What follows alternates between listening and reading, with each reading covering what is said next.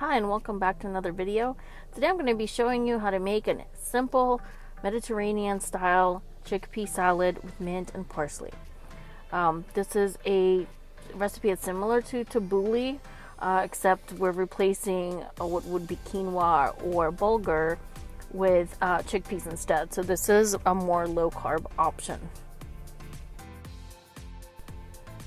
So we're going to start with a large bowl. In it I have 2 cans of chickpeas drained and washed, and you could soak your own chickpeas and let them get soft and then boil them, but I just buy the canned version. It's a lot quicker and just as cheap. The cucumbers, I've cut out the seedy part because that will water down the salad, so cut that out if you have the time and if that bothers you. And I've also de-seeded the tomatoes too, but I reused the leftover seeds and the juice of the tomato in another recipe.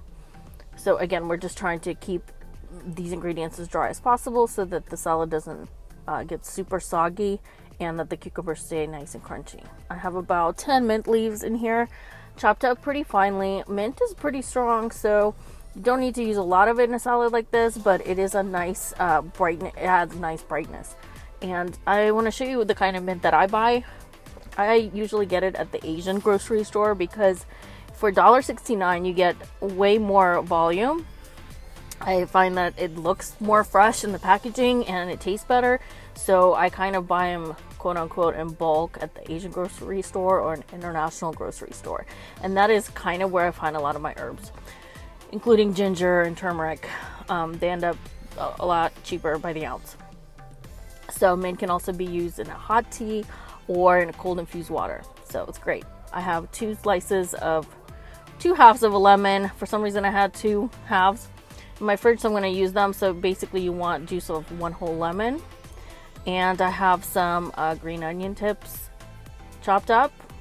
I had leftover white bottoms and the roots, and you don't have to throw it away or use it all up. What I do is I actually put in a little bit of water, about 2 inches of water in a cup. You can leave it on your counter or windowsill, and the onion will regrow in just a couple of weeks. So that's another way to keep a fresh herb on your counter. The next ingredient that I'm adding is a half a bunch of curly parsley. That will also add nice freshness. And then I have feta that I buy in a block. And the reason I do that is it doesn't taste as dry and it's more tangy when you break it off from a fresh block of cheese. I have the Publix brand here, but Publix also carries Boar's Head and other authentic Greek feta cheese blocks. So you can still store it in some milk or some oil, or you could wrap it pretty tightly, put it in another bag, or wrap it up in saran wrap and just eat it a little bit sooner. But in milk and oil it will last longer. I believe in oil it can last for many weeks in your fridge. And then I also added I'm going to add this taste of grease seasoning. It's really nice. It has in addition to salt, pepper, and your basic garlic, it also has some lemon oil and some marjoram in it. So I thought that would be a nice addition into the salad to give it that more Greek flavor, since this is a Mediterranean inspired dish. I also have some salt. I use the pink Himalayan salt, and I'm gonna use my electric pepper grinder. This makes the pepper taste a lot more fresh than if you buy the powdered pre-ground kernels. And this is olive oil that I bought at a local business. They had an olive shop in sort of touristy part of an area that I visited. And you know, anytime I see those types of shops, I make it a point to go in and check out their products. And they had oils from many regions around the world, a lot from Europe, and infused with different things. So I bought a Greek oil, and it is really delicious. And even though it was kind of pricey, it was more than $20 for that small bottle, but I use it when I'm making fresh salads because it does make a big difference than using just your regular cooking oil type of olive oil. But in this salad, you actually could use a different oil. You could use an avocado oil. You could use a regular vegetable oil, or leave the oil out altogether. And this recipe also does not include garlic, so it ends up tasting a lot more like a fresh salad with like a lemon dressing than a heavy, very garlicky flavor. So just a note on that. When I make salads like this, I usually like to season whatever vegetables are going to be the main vegetable. So I'm seasoning the tomato and the cucumber before I mix everything together. And usually it's good to let it sit for 5 to 10 minutes before you mix everything together. That makes the vegetables a lot more flavorful when you're already adding them into the salad. So that's a tip. And also, if you were to add something like another protein, like a salmon or chicken breast, also make sure you season that meat before you chop it up and put it into the salad. So here I'm squeezing out the lemon.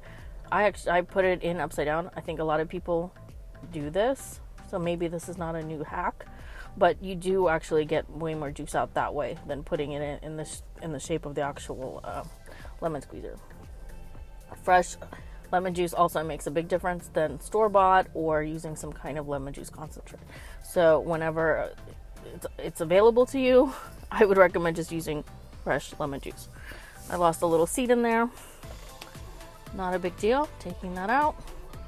I've got all my ingredients prepped, and all we're going to do is mix everything into that large bowl.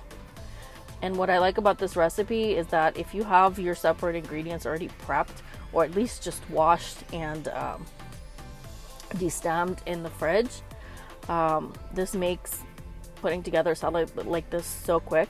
You could probably do it in 5 minutes. 1 minute to take out your ingredients, another 4 minutes to kind of finally chop everything that needs to be chopped, and then you're mixing it. That's really all the work that's involved.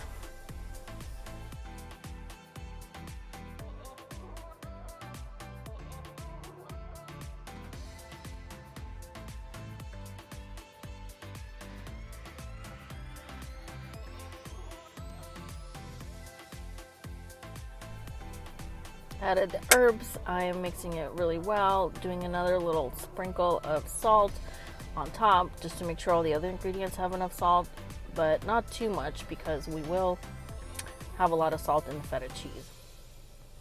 Here I'm grinding up some fresh black pepper into the salad. I'm going to add lemon juice last, mixing everything again.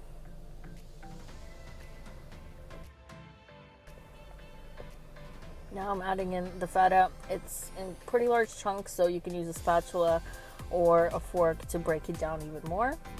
But if you like it kind of chunky on top, that's fine too. And this bottle comes with like an easy pour top, which I think is great.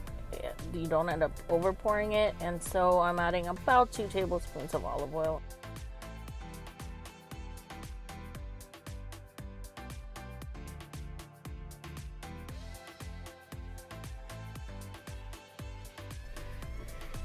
Adding the final ingredients, the lemon juice. I've also made the salad with lime juice. And the final touch is adding this taste of grease seasoning through the small shaker holes. You can also just take the lid off and measure it out with a teaspoon if you wanted to. And now I'm mixing everything well. This salad will sit in the fridge for an hour or two just to make sure that the flavors melt together. And it really is a really fresh salad. It's great as just the entree. It can be a salad that you eat with some crusty bread. You could add a couple boiled eggs to it or sliced up avocado. That would be great for a lunch version. And then it's also a great side to bring to maybe a potluck or a barbecue because it would go really well with any kind of grilled meats, kebabs, grilled chicken or fish, as I mentioned before. And it's just such a fun, vibrant recipe, and the flavors are really nice and flavorful and tangy. So if you like those types of salads, I hope you try this. I hope you enjoyed this video, and I'll see you in my next one. Bye.